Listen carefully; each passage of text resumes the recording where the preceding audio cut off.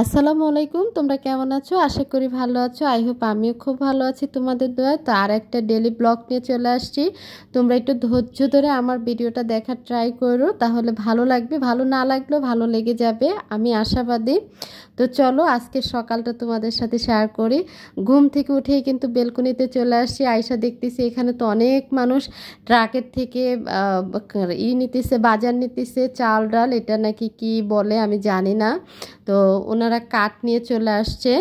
এখানে নাকি খুব সস্তা, 520 টাকা করে এখানে তেল চিনি এগুলো বিক্রি করে। তো যাই হোক, তোমাদেরকে দেখালাম। আর এই তো আমার সকালটা শুরু হয়ে গেছে, একটু নাস্তা করে নিই তোমাদের সাথে। আর চিতই পিঠা দিয়ে শুটকি ভর্তা দিয়ে খাবো।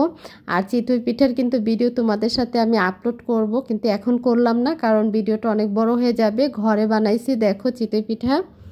আর চিতই পিঠা খাওয়ার পরে চলে আসছি, এই যে দেখো, তোমাদের সাথে শেয়ার করব না তা কি হয়, এক ঝুড়ি কাপড় জমা রয়েছে আমার, দেখো। কারণ আমি কাপড় কিন্তু খাইচা দিতে পারতাম, খাইচা দিলে কিন্তু অনেক সময় লাগবে, আর আমি তো এমনিতে অসুস্থ, ঠান্ডা লাগে এই জন্য। তো ভাবলাম যে ঝুড়ির কাপড়গুলো মিশিংয়ে দিয়ে দেই। তো মিশিংয়ে দেওয়ার জন্য যাচ্ছি। আজকে কিন্তু তোমাদের সাথে অনেক কথা জমা রয়েছে, সেটাই শেয়ার করব। তোমরা কিন্তু দেখতে দেখতে আমার সাথে থাকো, আর আমার কথাগুলো একটু শোনো, ভালো লাগবে। আর আমার কথাগুলো শুনলে আমি একটু শান্তি পাবো, কারণ ভাল লাগবে। আমি মিশিংয়ে দিয়ে নিচ্ছি আর কথাগুলো বলতেছি। মিশিংয়ে দিয়ে অন্য কাজে যাব। তো এখানে কাপড় বাইসা বাইসা দিতেছি, কারণ কিছু কাপড় আছে রং উঠে। আর বোরকাটা কিন্তু দেওয়া যাবে না, আমি কিন্তু ভয়েস দিচ্ছি, তোমরা কিন্তু বুঝতে পারতেছো আমার ঠান্ডার সমস্যা। তারপরেও কিন্তু কষ্ট হলো, ভয়েসটা দিচ্ছি। আজকে 2-3 দিন যাবত কোনো লং ভিডিও দিতে পারতেছি না।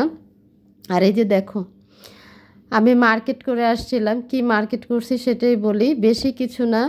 ধরো 500 টাকার বাজার করছি। কি মার্কেট করলাম সেটাই বলি। এই যে এটা নিচে 200 টাকায় স্ট্যান্ড, কারণ তোমরা তো জানো এটা ভিডিওর ক্ষেত্রে লাগে।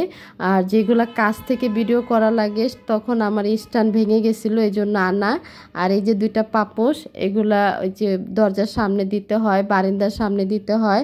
এই পাপোশ 2টা নিচে 200 টাকা, আর স্ট্যান্ডটা নিচে 200 টাকা, আর 100 টাকা গাড়ি ভাড়া, এই 500 টাকার আমার লাগছে। তো যাই হোক, আর একটা কথা কি, দেখো আমার রুমটা আমি কিভাবে খাট ঘুরাইছি, ওয়ারড্রোব ঘুরাইছি, কেমন লাগছে একটু বলবা। তোমাদের ভাইয়ার কিন্তু ভালো লাগে নাই। তোমাদের ভাইয়া বলতেছে যে আগে যেরকম ছিল ওরকমই ভালো ছিল, এখন ওইটা চেঞ্জ করতে বলে, আগামীকালকে আবার পাল্টায় নেব। তো যাই হোক, আমার কাপড়গুলো ধোয়া হয়ে গেছে, আমি এখন রোদে দেব। এই যে নিয়ে যাচ্ছি। আর কি কি বাজার আসছে সেটাই দেখাবো। দেখো মুরগি আসছে, তারপরে তেলাপিয়া মাছ আসছে, ছোট মাছ আসছে। তো এখন এগুলা কাটাকাটির জন্য ব্যস্ত হয়ে যাব। আর এখানে নিয়ে আসছে খোলা পোলার চাল, কারণ জীবনটা আমাদের খাইয়া বাঁচতে হবে, কম হোক আর বেশি হোক, তাই না? কারণ আমাদের একটা বড় ফ্যামিলি, তো এটা আমাদের বুঝা চলতে হবে। তো এখন চিন্তা করছি যে খাতা কলমে হিসাব করে তারপরে সংসারটা চালাবো, কারণ এটা ছাড়া কোনোভাবে সম্ভব হয় না। কোনো মাসে বেশি, কোনো মাসে কম লেগে যায়, কারণ মাইপা তো আর খাওয়া যায় না। খাওয়া যায় বলো? তোমাদের কাছে বলি, দেশের যে পরিস্থিতি, এই পরিস্থিতির ভিতরে সাধারণ মানুষ চলাটা খুব টাফ হয়ে যায়। আমরা কখনো এরকম 1 কেজি মাছ আইনা কখনো খাইনি, কিন্তু এখন খেতে হয়।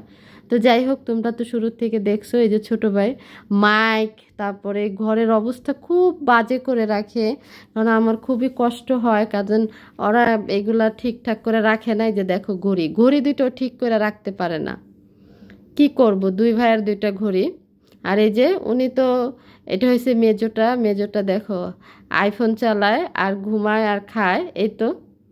আর ছোটোটা এই যে ভার্সিটির থেকে আসছে, আয়সা ব্যাগ ফালায় বলতেছে আপু খিদা লাগছে, মাকে বলতেছে মা খিদা লাগছে, মা বলতেছে যে আগে ফ্রেশ হয়ে খাও।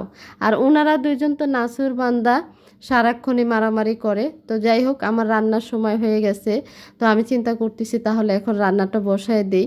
আমিও এখন মুরগিটা কাইটা নিতেছি, মাছ কাটা হয়ে গেছে, মুরগিটা কাইটা নিতেছি। তো যাই হোক, তোমাদের কাছে কেমন লাগে আমি জানি না, কিন্তু তোমাদের সাথে আমার অনেক কথা জমা আছে, আমি বলবো। আমাদের একটু পারিবারিক কিছু কথা আছে, সেই কথাগুলো বলবো। তোমরা যদি শুনতে চাও আমাকে কমেন্ট করো, আমি তোমাদের সাথে শেয়ার করব। আমার হয়তো বা অনেক কাছের মানুষ তোমরা।